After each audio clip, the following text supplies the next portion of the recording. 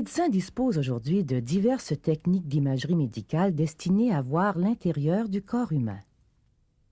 Mais c'est la radiographie classique utilisée depuis le début du siècle qui est l'ancêtre de toutes ces techniques.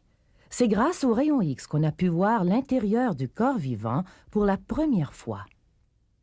Le pouvoir d'absorption des rayons X diffère selon les substances. C'est grâce à cette caractéristique que la radiographie est exploitée autant en médecine que dans l'industrie.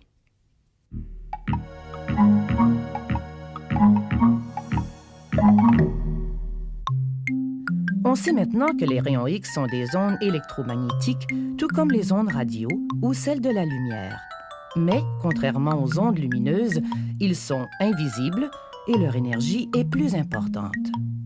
Les rayons X peuvent ainsi pénétrer dans les corps et parfois même les traverser. Ils passent en effet à travers les matières de faible densité, mais sont freinés par celles qui sont plus denses.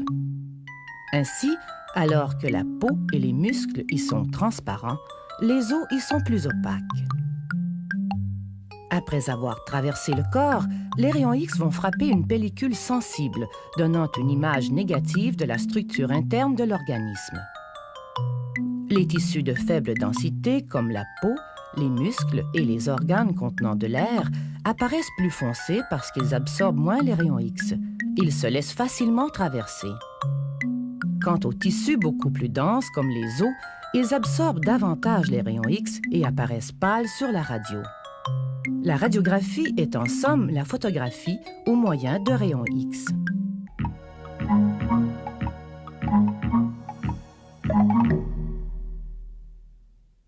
Les rayons X connaissent diverses applications en médecine. Ils se révèlent surtout utiles pour étudier les structures osseuses et dans les autres organes pour démontrer les masses et les infiltrations qui se traduisent par une augmentation de la densité. Dans les poumons, par exemple, il peut s'agir d'une tumeur, d'une lésion tuberculeuse ou encore d'une inflammation.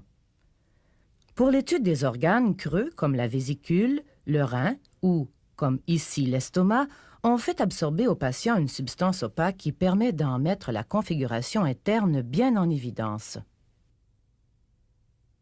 Les dentistes aussi prennent des radiographies pour vérifier la croissance des dents et repérer les anomalies ou les caries. On sait que de fortes doses de rayons X peuvent être cancérigènes. Comme ils présentent certains risques pour la santé, des précautions doivent donc être prises lors de leur utilisation. Les ingénieurs se servent aussi de clichés aux rayons X pour découvrir par exemple les défauts d'un matériau.